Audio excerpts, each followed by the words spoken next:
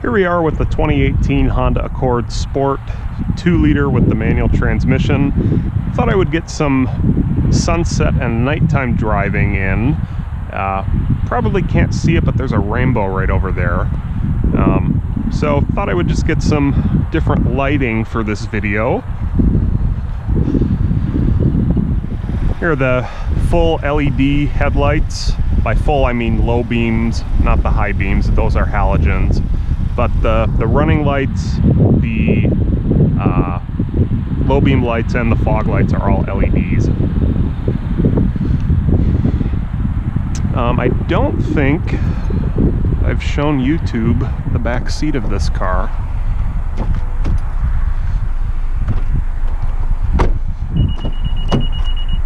Oh, that beep is coming from the back of the car. Interesting.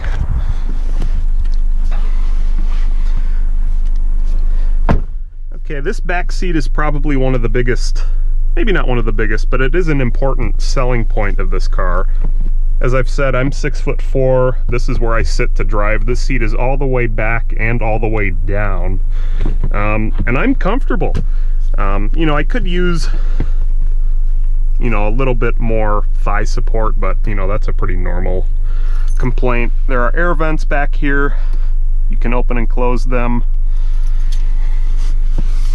You do get a cup holder, or sorry, an armrest with 2 cup holders.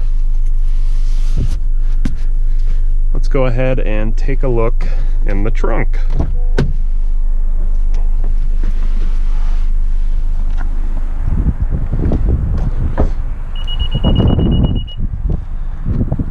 So pretty generous cargo space. The rear seats do split 60-40 by pulling here and here.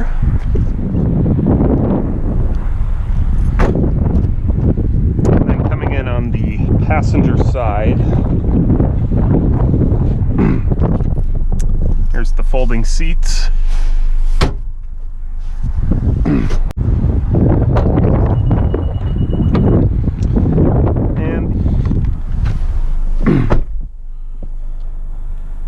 So this is what it looks like if you're riding shotgun.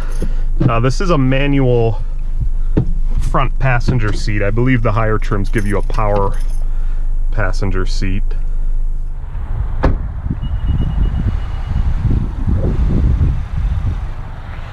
All right, now let's go for a drive.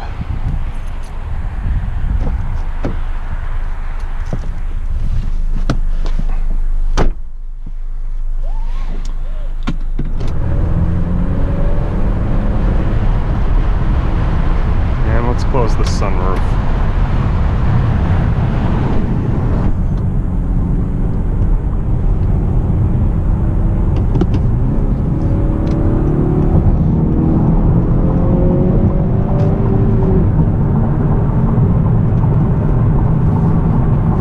And I'm gonna go ahead and dim the instrument cluster just a little bit, because I know that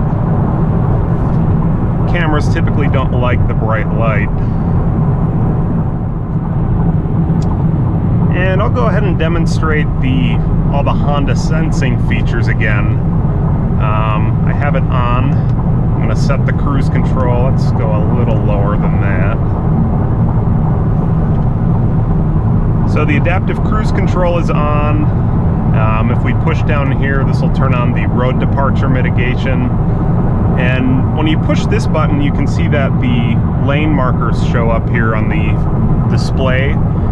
And it actively steers the car. It does a really good job of keeping it centered in the lane. It doesn't kind of ping pong between each lane marking.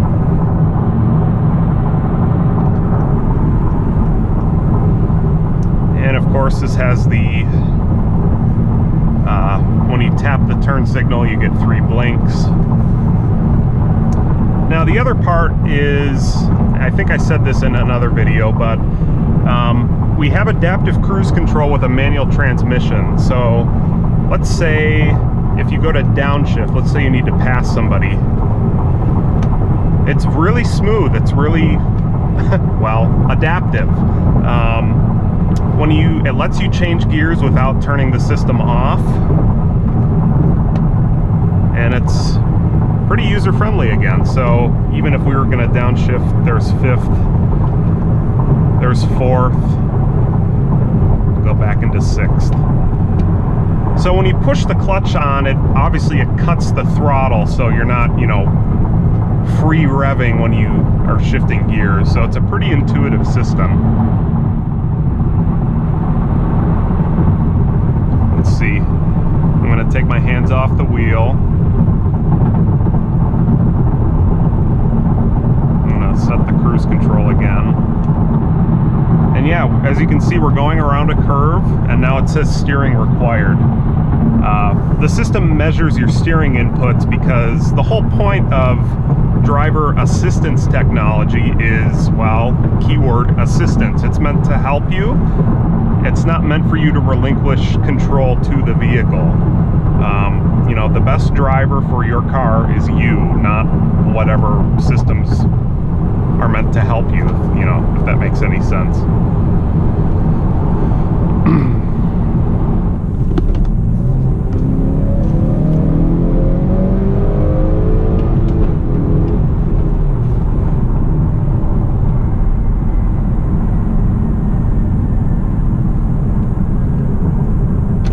Yeah, this 2-liter really pulls quite nicely.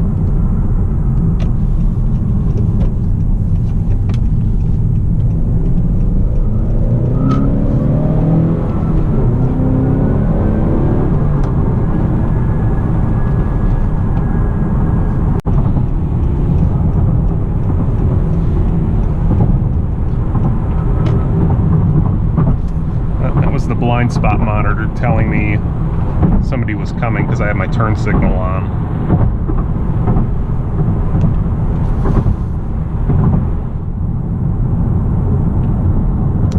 Alright, now that it's actually starting to get dark, we can get a sense for what the interior looks like at night and how these LED headlights work. And usually the camera doesn't really do it justice, but it seems like they work really well. Alright, I'm going to open these windows again and see if we can get a little turbo whistle.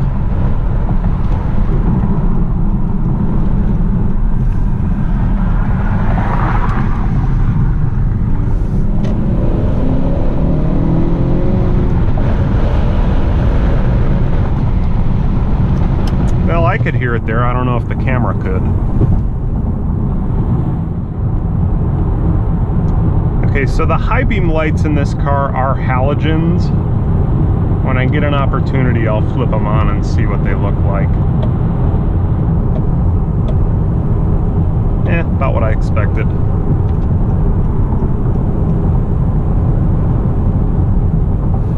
And then fog lights off, back on. Makes a little bit of a difference.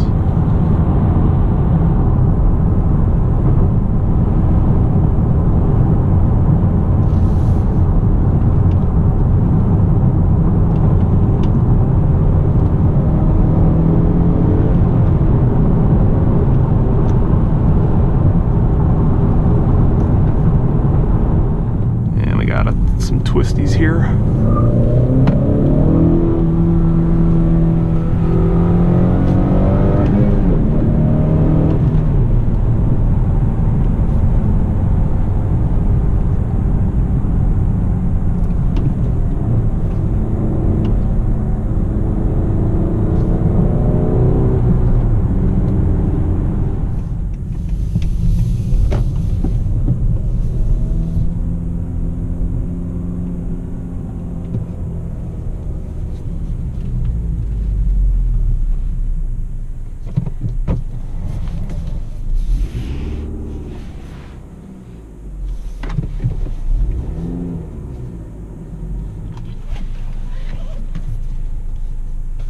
And the brake hold feature just set the parking brake because I was at a stop and I removed my seatbelt.